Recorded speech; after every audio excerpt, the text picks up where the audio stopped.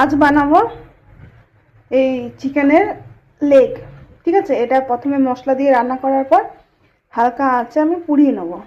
এটা হলো শীতকাল স্পেশাল রেসিপি, কিন্তু আজকে হঠাৎ করে খেতে ইচ্ছে করলো তাই দুটো লেগ নিয়ে চলে এসেছি। এটা হলো আমার মামার রেসিপি। ঠিক আছে, আমার মামার কাছে আমরা ফার্স্ট খেয়েছি, ওইখান থেকেই শেখা। তো এটার জন্য দুটো লেগ আগে থেকে আমি নুন, হলুদ, জিরে গুঁড়ি, ধনে গুঁড়ি, তারপর লঙ্কা গুঁড়ো, তারপরে কাঁচা সর্ষের তেল দিয়ে এটা আচ্ছা করে মাখিয়ে রেখেছি। আর এখানে কেটে রেখেছি টমেটো, ক্যাপসিকাম, রসুন, আদা, পেঁয়াজ কুচি, এটা বাটবো।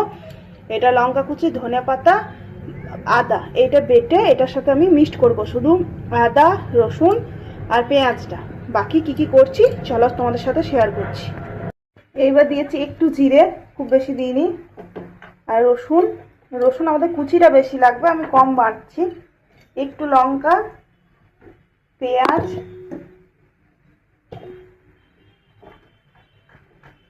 আর আদা কুচি, এটা পেস্ট করে নেব। আমি এই পেস্টটা দিয়ে ভালো করে মাখিয়ে নেবো এই দুটো লেগ।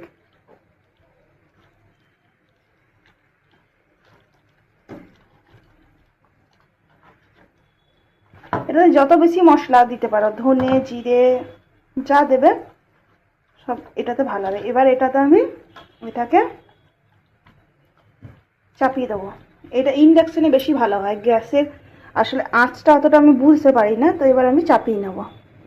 আমি এটা গরম হতে দিয়েছি। এটাতে না একটু তেলটা বেশি লাগে, তো আমি যতটা চেষ্টা করব কম তেলে করার, কিন্তু কম তেল দিলে না এই এত বড় বড় লেগগুলো ভাজা না গেলে আরেক বিপত্তি। তো গরম হওয়ার পর আমি এবার তেল দিয়ে নেব।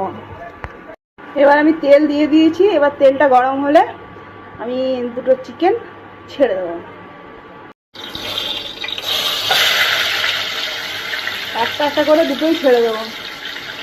আমি দুটো লেগ ছেড়ে মশলাটা দিয়ে দেবো।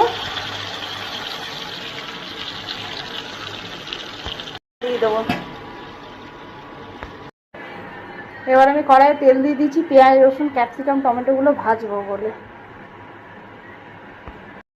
আর এই যে এই অবস্থা এখন ভাজা চলছে। দেবো রসুন,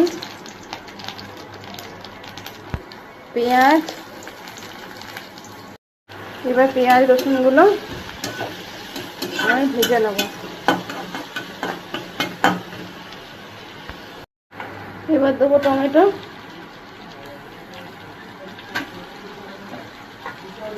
ক্যাপসিকাম,